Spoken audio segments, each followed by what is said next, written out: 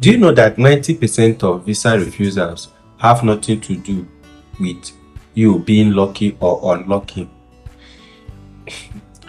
Most times people do the application based on let my luck shine, oh God, grant me favor during my visa approval. Yes, sometimes you may have that line of favor based on the visa the visa officer ignoring a few things that are negligible. However, there are key things that you are supposed to really put into serious consideration while filing your application from the start to the end. Now, if you want to know about all this, then you really need to stick to this video.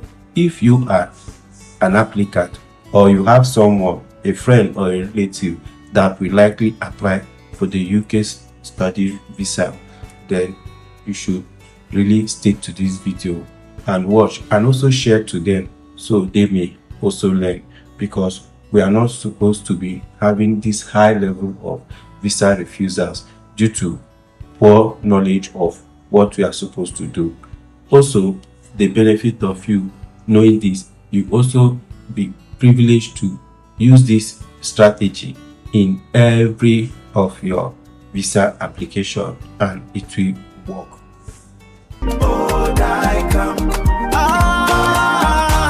See the vision clear, no more confusion. We dey your sure plug for global movement, step by step guidance, that's our assurance. Odicam Royal Travels, your gateway to the world. Odicam. Like I said, most people treat a visa application like a lottery ticket, with which after applying you start praying and hoping that luck will smile at you. No, luck is not a strategy.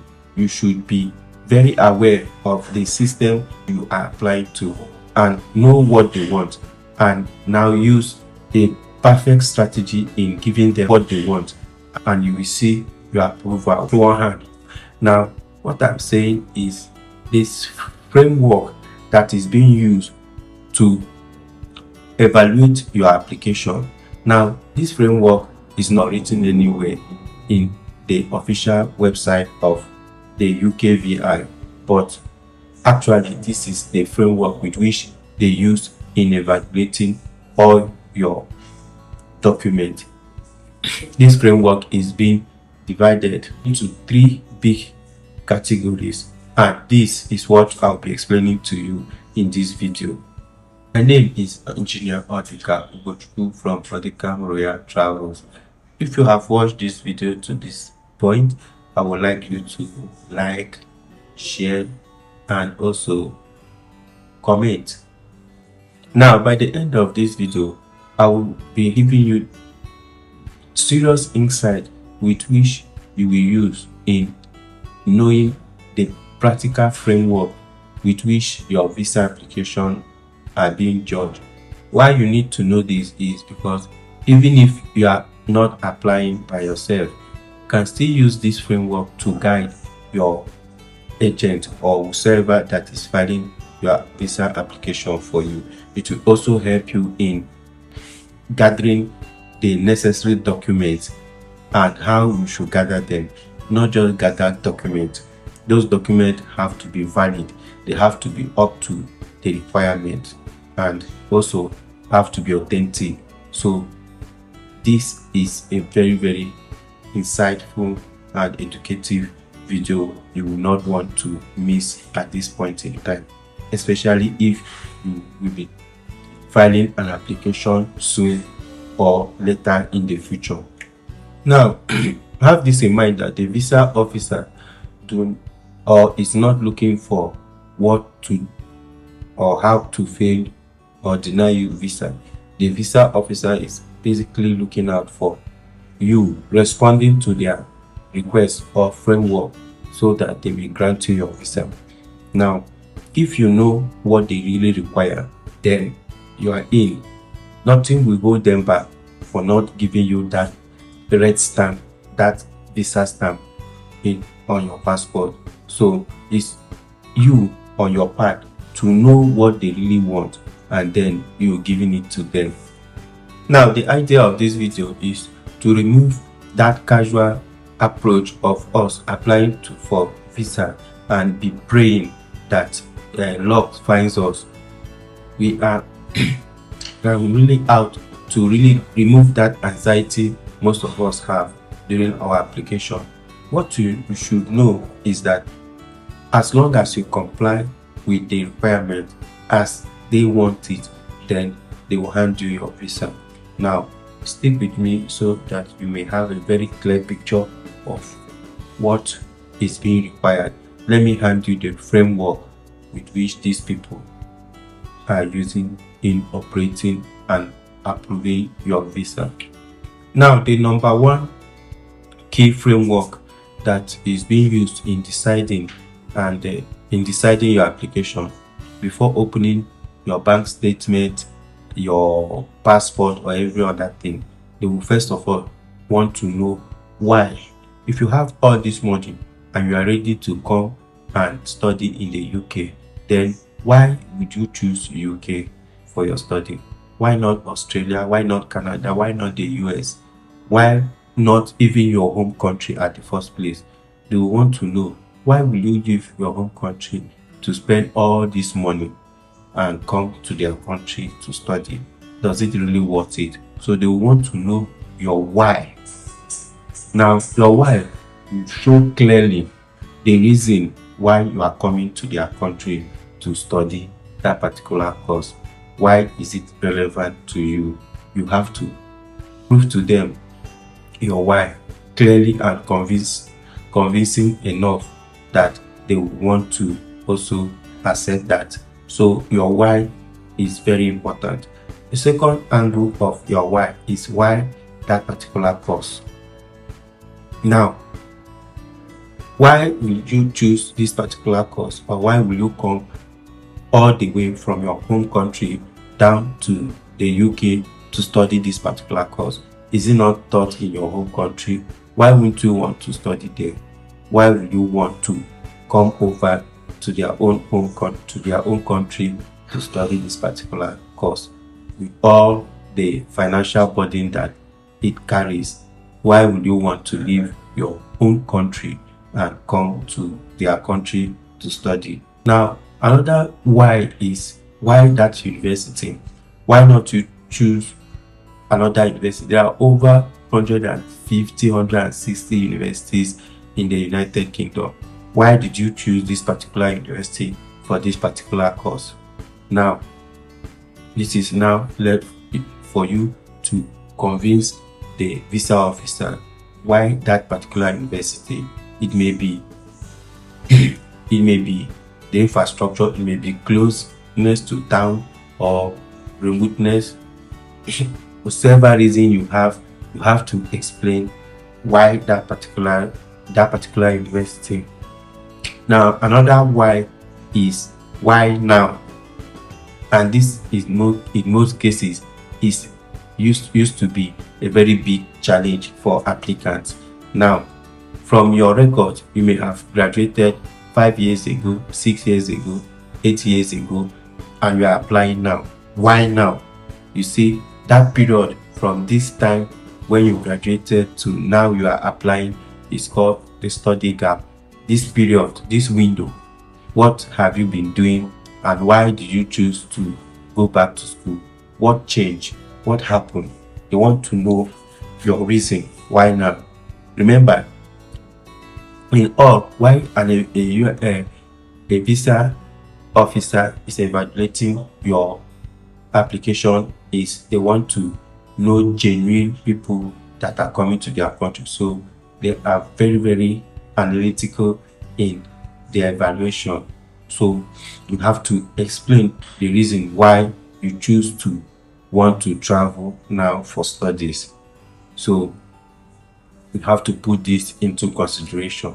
So this is one of the major reason or major framework pillar with which they are evaluating your application. Note that if you cannot answer these questions convincingly with logic and with clear evidence, then you will likely receive a refusal just at the starting point, because you should convince them.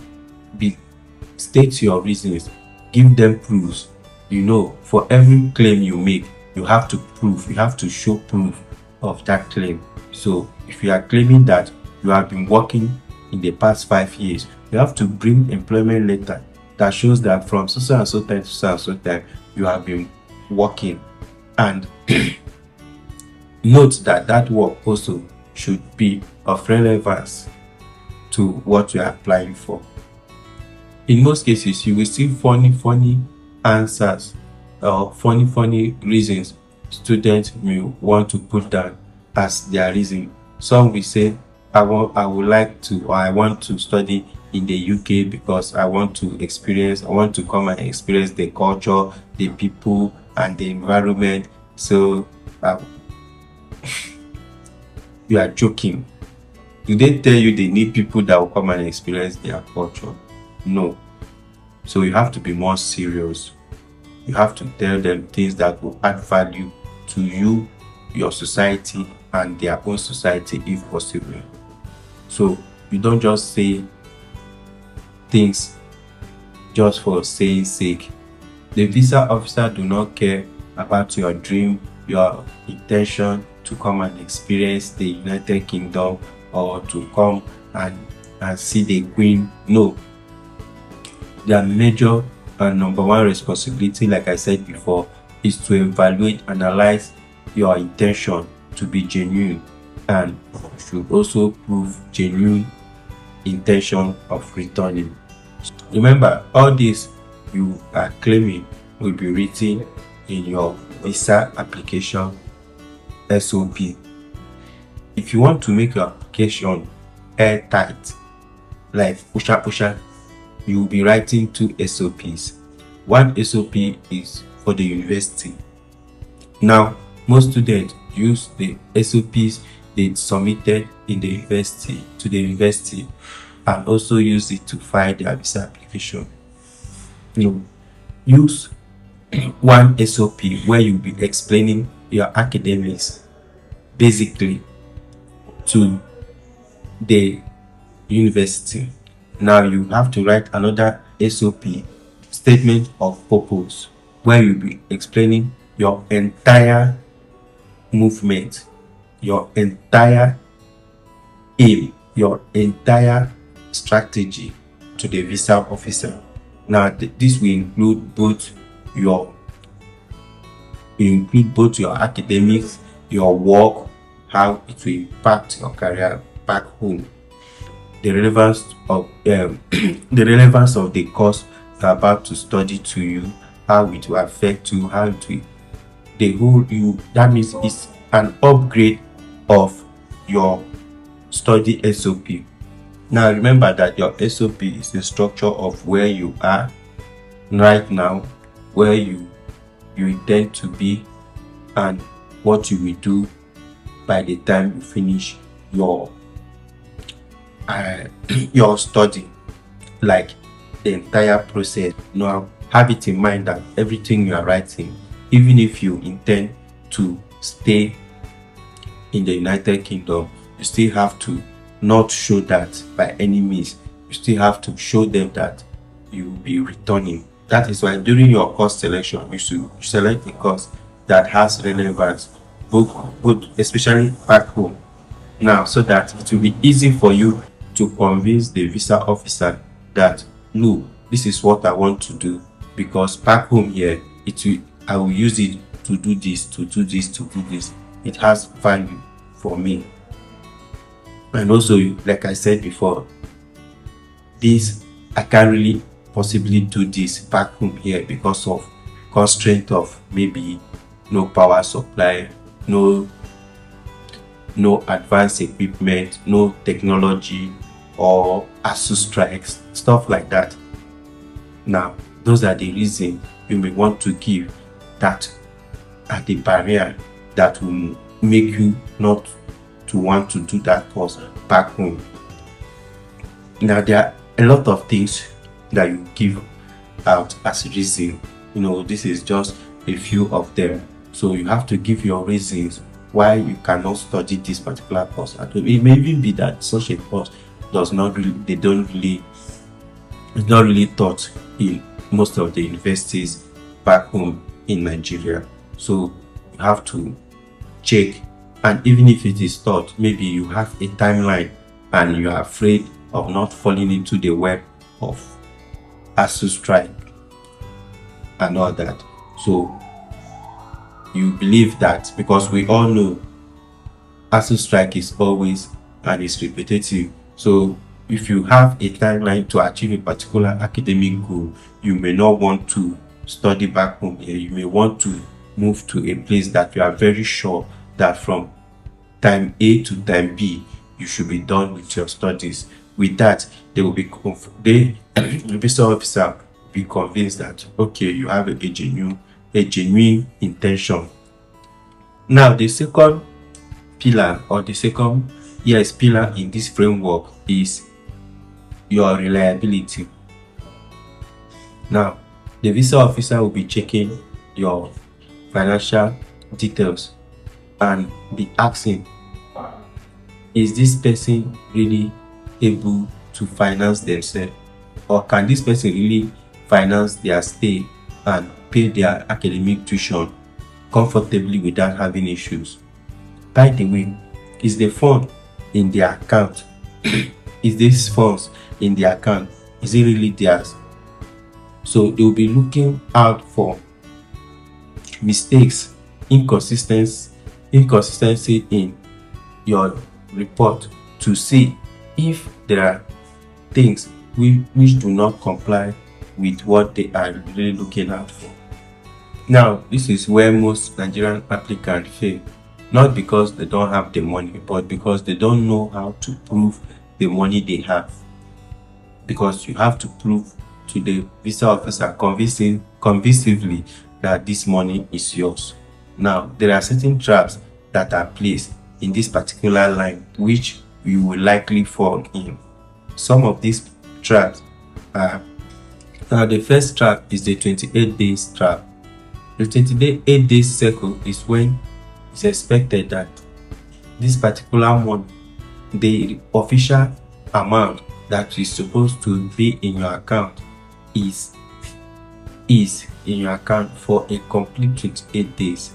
Now, this official amount, which is made up of your tuition balance plus your feeding or upkeep allowance, the sum of two of them will now give you the amount that is expected to be deposited or left in your account.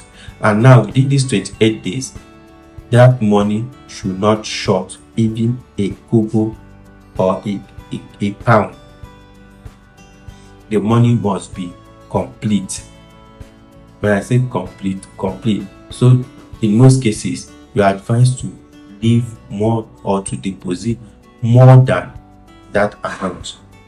That you should make sure that in your account, if for example you are expected to have 12,000 pounds as the money official amount that is expected to be in your account officially, based on your own situation or scenario.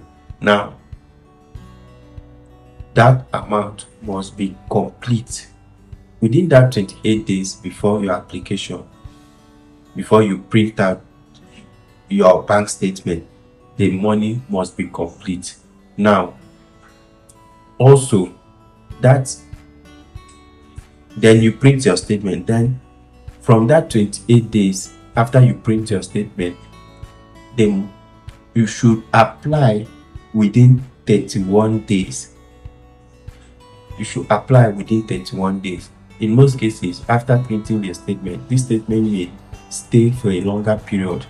And when it stays for a longer period, then you will likely exceed 31 days. And with that, you will receive a refusal. So remember, 28 days and 31 days. Within this period, you should have the specific amount that is expected to be in your account, the official amount, which is sum of your tuition balance and your upkeep money, which is for 9 months. This is being calculated for people that are living within the London area and people that are living outside the London area. Now, if you go and check my previous video to see or study how this money is being calculated, if you don't know how. Now, if you have this money in your account, it should also not short a kobo, because sometimes this money may be in your account and bank charges or ATM charges or currency devaluation, like naira devaluation, may make the money not to be up to that particular amount. So most times it's expected that, or it's advised that you make sure that that money is far above the official money that is expected to be in that account, so that whatever thing that may happen within this window will not affect the official amount or the official deposit that should be in your account. If the deposit or this money is less than by 1 cent, the official amount that is expected to be there, then it's an automatic refusal, because we do not meet up with that particular basic, very important requirement. So at the visa officer will evaluate that amount based on the time, as at the time when he's checking or treating your file, not as at the time you deposited the money. They are checking as at the time this particular money, as at the time they are evaluating your file. They will check the exchange rate, check the balance, check the total amount, if it is up to what is expected officially from you. In this second pillar, there is another trap. The second trap is what UKVI call fund packing or lump sum, when a huge sum of amount is suddenly deposited in your account without clear proof of that money. Now, the money in your account should be money that you own. Now, they want to see how this money was made. You have to prove to them how this money was made. If, for example, your salary is 1 million in a month, now over 10 months you may have made 10 million. Now for 3 years it's about 36 million thereabout. Then you have to minus your yearly expenditures, maybe major expenditures like house rent and feeding. Then showing consistency in money in that particular account shows how you build that money. Now, for example, you have 50 million naira in your account and your salary is 200,000. Now, it is a simple calculation to know that it will take far longer time for your 200,000 naira to accumulate to 50 million. Now, how did you make the 50 million? That is where the logical question will come, because they will be evaluating your income and the 50 million. How did you make the 50 million? Now, along the line, you have to show if you had money that maybe you sold a property, or maybe you had received a gift, a cash gift. Now, documents are needed to prove these claims. If you state a thing, you bring up documents, authentic document, genuine document to prove your claim. Now, you need document. If also someone deposited money, like I said before, that person also have to bring up proof of how they made the money, what they are into. You have to bring proof. the account statement and stuff like that, to show proof that the money is coming from the right source. Remember, document like cryptocurrency balance, mutual funds sheet, whatever thing, they are not accepted. The only thing that you will use to prove, to show your proof of funds, is an official bank statement, your own official bank statement. Even the bank statement of your company is not approved, will not be accepted. So you have to bring an official bank statement, yours. So it is advised that if anybody will be giving you cash as support or gift towards your academic pursuit, then that money should be deposited into your account, which may come up as a lump sum or a pack funds. So how to overcome it is that you will now need to tell that person to bring up documents to show or to prove that this money is coming from a genuine source. They have a genuine source of income, so that the money can now be accepted and be added up, so that you may not receive a refusal. Because within this proof of funds circle, there are a lot of traps that are mostly the things that causes visitors visa refusal. Remember, if you are applying for a study visa, it's also a visitor visa. That is why in the United Kingdom, the school will give you a CAS. That CAS is a confirmation that you are admitted to study now, and it's also a kind of what is called invitation letter. So your CAS is now part of what you will use to apply. Now that CAS is like you are given approval to go and apply for a visa, because the CAS also alongside your admission is what you will use in applying or filing for your visa. Now, how you prove your funds? One, pay slips.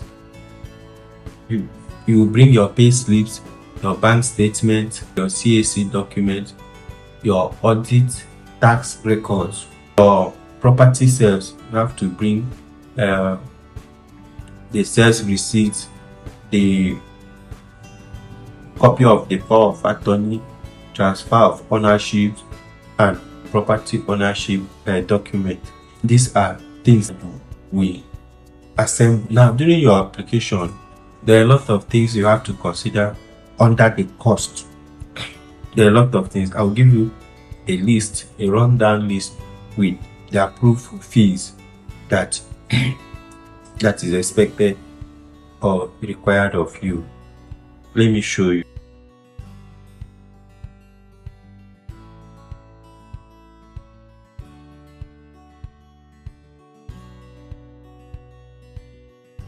Now you must show that you can afford all of those amounts, those details, those amounts, things that were listed. You must show, prove it in your account that you can afford it, not just your tuition and your living cost expenditure. You have to add up all this money and add more money, so that nothing will reduce that money in your account.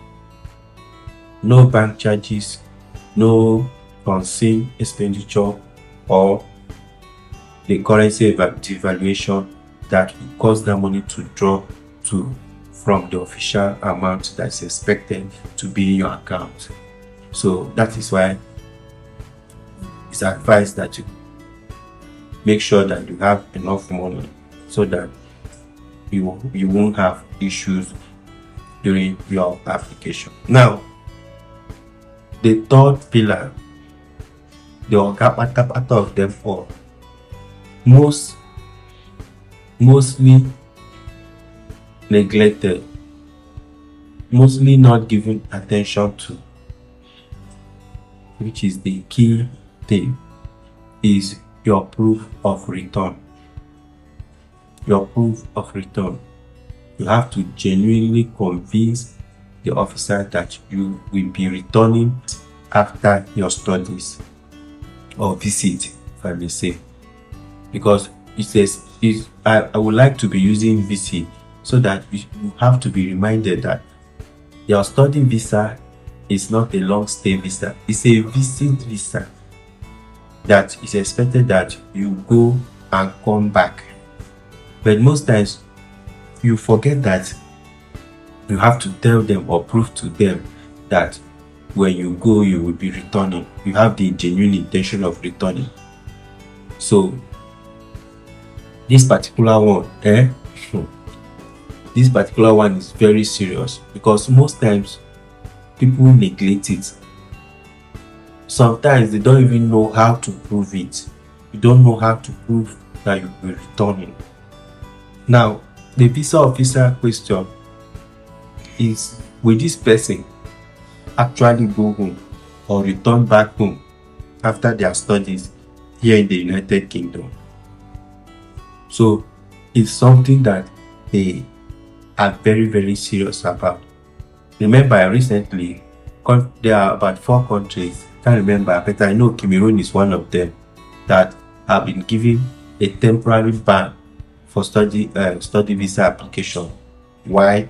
Because they discovered that most of the students, after granted visa, they will go, some of them will abandon the school and go and seek for asylum. So they are now abusing the visa. So they gave them a temporary ban for the visa, the study visa route. You see that it's a very serious case, or it's a very serious matter. So the visa officer is seriously looking out for proofs to convince them or to convince him or her that after your studies you will be returning. Now, if you have any intention of staying back, this is not the time for you to show that. Here, as at the point of application, you have to show them, give them every proof that you will be coming back home. Here, the visa officer is trying to know, is there anything that is tying this person back home? What is tying you back home? What is dragging you back home? So you have to prove to them that there are things that are dragging you back home. There are things that you have to return to. You have every reason to return to back home. You have the family tie that can be your wife and your children. So you have the family tie. You also have the occupation tie or the job work tie. Now, if you have an existing occupation which you have now resigned from, now show them. You have to show proof using your pay slip, your employment letter. You also show the leave. You know that if you are working, the company will give you a leave to go and study, a study leave. So you also attach a study leave that, see, I'm working here and they give me a study leave to come and study and return. And remember, that study leave will also state there clearly that you are expected to go and study from so and so time to so and so time and return.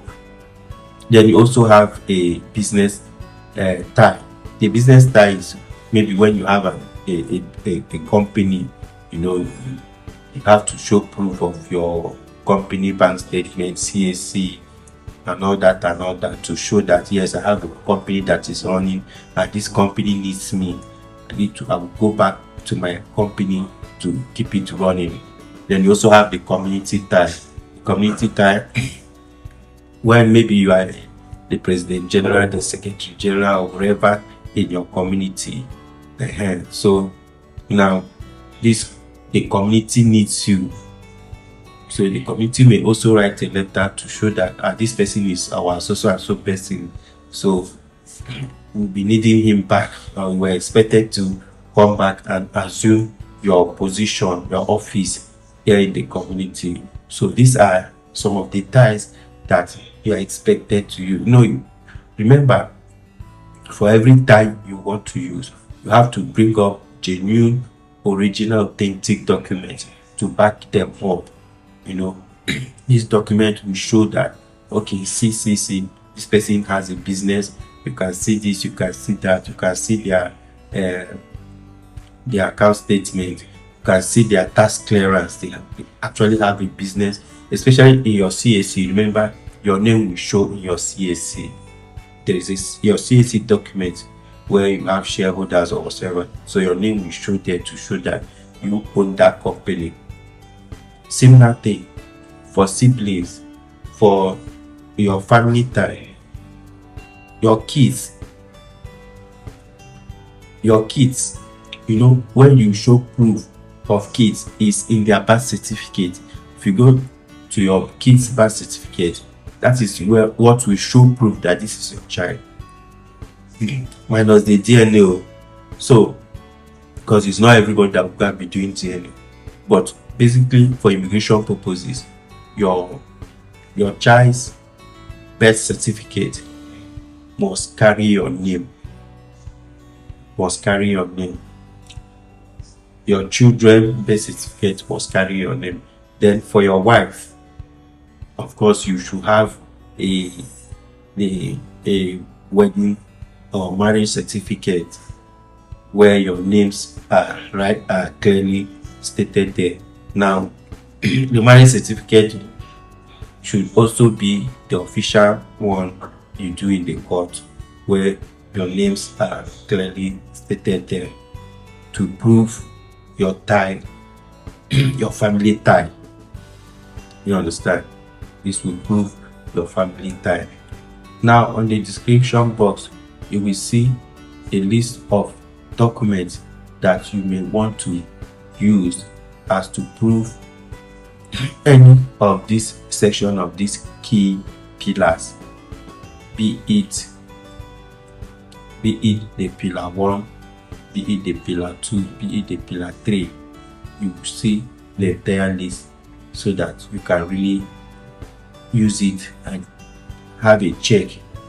If you don't have any of them, based on your situation, you may want to get them before you start your application. This is not after your application. You need to arrange them before you start your application. Also, if you want to get a complete guide of your UK scholarship admission visa application guide, complete series, very well detailed. It's a guide. The guide is there to guide you to do your application by yourself. Now, if you don't have the time to do it by yourself, you are engaging someone, an agent or a friend or self, I think you also need to get this guide, because the guide will guide you, and the person is a way of you getting to know what is being done for you, and also a way through which you can audit the person that is doing your application. There are times you will come and say, "Oga, I expected that you must have done this, must have done this." He said, "Oh, I don't." You say no. Especially for those that are using agent, the agent does not care of you having a refusal. The agent does not care, especially when they are busy. They are more interested in them making the application, giving you proof that they have done the application. If you get through, good for you. If you don't get through, you still have to pay them. And if there is a mistake, and this is the more interesting one, if there is a mistake in your application, a serious mistake that may lead to a ban, they won't be banning the agent that did the application. It is you that submitted your passport that they will receive the ban. And a ban from a top tier country like the United Kingdom is a very big blow. It will frustrate your travel abroad plan or vision, because if they give you 10 years, you can't come to their country for that period of time. To also affect you applying to other countries, especially the top 5 highest countries. Those ones they share information with, so you can't even go to their country. Now the lower tier countries, you can still not, it will also be a problem, a challenge for them accepting you, because you already have, because that 10 years ban is a red flag. You already have a serious red flag, and it might be of you not showing genuinity, it might be of you be fraudulent, depending on what is the reason of them giving you a ban. So that is why you need this guide, so that you really know what to do, what is expected of you, and so that you won't get into trouble. You audit whoever that is doing your application. Use the guide as a backup and audit them. What are you writing? What did you do in this? Have you written this? Have you written this? I need to do this, please. So that even when they say, okay, bring a CV, you should know how to structure your CV. Okay, bring your statement of purpose. You should know what you are writing in your statement of purpose, because it's what you give them that they will submit. And if you do not give them will come up with anything they like and submit for you. If you have a refuser, that's your business. If you skate through, that's also your business. So you have to be very intentional about your application and make sure that you get it right. Now with this framework that I've released, you see that it covers everything, every important aspect of your application. Where there is the most challenges is we cover them. Now if you want more in-depth details of other things, how to come up, I also have a 45 mistakes that students do make during the visa application. It's also at the description box. Click it, get the document, and also look at it as you progress in your application. If you have watched this video to this point, I would like you to like, share, and also comment. Share this video to people or friends that you know may also get value from this particular video.